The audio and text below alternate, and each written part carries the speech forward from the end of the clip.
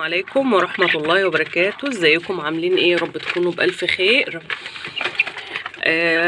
الأرنبة دي يعني مخلفة بقالها فترة. احنا كنا عاملين فيديو لخلفتها على القناة التانية وازاي لما الأرنبة، بس الحمد لله بعمل لكم فيديو تاني يعني عشان الصفحة او القناة الحمد لله على كل حال. المهم انها اتقفلت، حصل مشاكل وكده. فالمهم ان احنا كنا عاملين ايه الاجراءات اللازمه ساعه للارنبه لما تولد، ونديها حقن ايه وتحصينات ايه وكل ده موجود.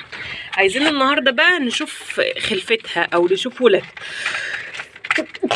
الحمد لله. المهم ان احنا عايزين النهارده نشوف الخلفه بتاعتها او نشوف ولادها، ونشوف الأرنبة دي يعني هي أخدت إيه أو شدت إيه. من كانت داخلالها من الخروم من هنا زي كده، داخلها من الخروم يعني اللي هو شايفين كده حاجة كانت نازلة من هنا، أخدتها عملت بها إيه وعششت بها على ولادها إزاي. وتعالوا بقى نشوف ولادها. دي فاميلا بيضة أو يعني بواقي هدوم يعني. المهم ان هي الارنبه اخدتها وعششت بها لولادها لانها ما لقتش قش. والولاد ما شاء الله يا جماعه انا مش بقدر اشيلهم والله، ولا بقدر اعمل فيهم اي حاجه، هما لسه ما فتحوش اهو. بس انا حبيت اوريكم ان الارنبه يعني بتتصرف، او ان هي ولادها بقوا قد ايه دلوقتي. اللي عايز الفيديو بتاع او لا انا بخاف منهم وهم صغيرين كده قبل ما يطلعوا يفتحوا، تقريبا في حدود 6 يعني. المهم ان هم في متداري منهم. معلش هدخلهم علشان ولادها هي هتتهبل على ولادها. شايفين حتى هربت، كانت خرمة خرم وهربت الجنب التاني.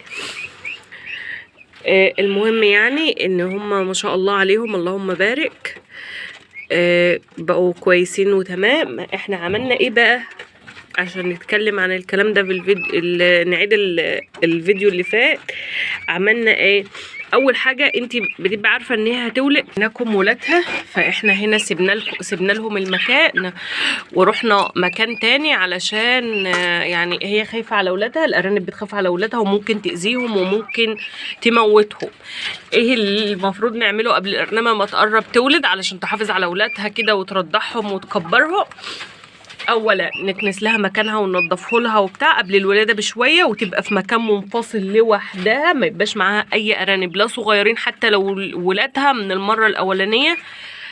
ويستحسن ما يكونش معاها ارنبه كمان، يعني ارنبه بولادها المفروض ان هي تبقى في مكان لوحدها. بالكتير معاها واحده كمان هتولد، يعني هتولد قريب منها او لسه والده. يعني لو والده وولادها كبروا يبقى ما ينفعش، او ولادها خرجوا من الصفحه يبقى ما ينفعش. لو فرق يومين 3 مفيش مشكله، علشان تحافظ على ولادها وما تاذيهمش وما تموتهمش والكلام ده، وترضعهم كويس. ثانيا بقى الارنبه ولدت، لا اروح افتح على ولادها ولا ليا دعوه بيهم ولا امسكهم، احط لها الاكل من بعيد لبعيد واسيبها.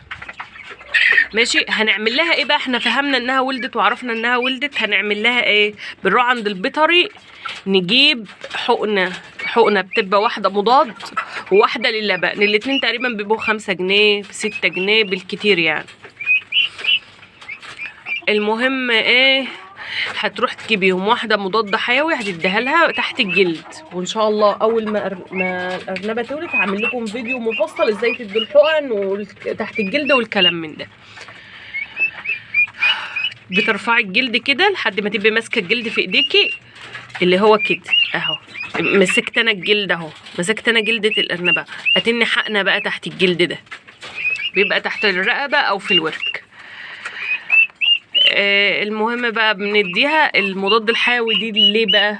علشان لو في زي انت ما بتاخدي المضاد بعد الولاده، في دم، في اي حاجه، في اعوار، في ميكروب، في حاجه ما نشفتش او ما نزلتش كل اللي في بطنها بعد الولاده، اللي بتنشف كل الكلام ده.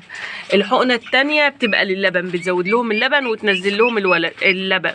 التعامل مع الارانب زي التعامل مع البني ادمين، لانه هم نفس المكونات ونفس كل حاجة، حتى العلاج البشري بتاعنا بيمشي معاهم جدا، لان هما نفس تكوينة الجسم بتاعنا ونفس كل حاجة.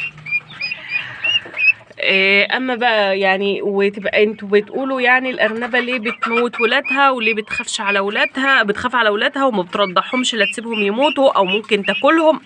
الارنبه دي وش كده خايفه على ولادها يا جماعه، خايفه عليهم. فاحنا نعمل ايه؟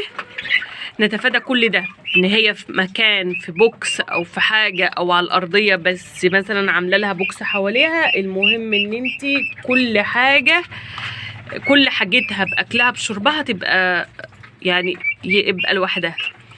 ولدت ما اروحش عندها خالص. لو عرفت احط لها اكل كل يومين يبقى انا زي الفل، على الاقل في الفتره الاولانيه. ساعه ما تطمن وترضع ولادها وتتعامل معاهم وتنسى بقى اللي هي فيه، خلاص كده ما فيش بقى عندنا اي مشكله. انما رحتي فتحت عليهم ومسكتيهم وطلعتيهم ومعاهم ارانب تانية ومش عارف ايه، يبقى لا هترضع لك ولاد وهتسيبهم يموتوا. وعلى فكره الارنبه دي عامله الحركه دي معايا يعني من مرتين بالظبط. يعني هي ولدت مره ودي التانية، وكانت عامله المره اللي قبلها. يعني عملت مره كده موتت عيالها مره، والمرتين اللي بعدهم زي الفل. فده عن تجربه يا جماعه، كل الكلام ده عن تجربه. ويا رب اكون قدرت افيدكم، وما تنسوناش في اللايك والشير، والسلام عليكم ورحمه الله وبركاته.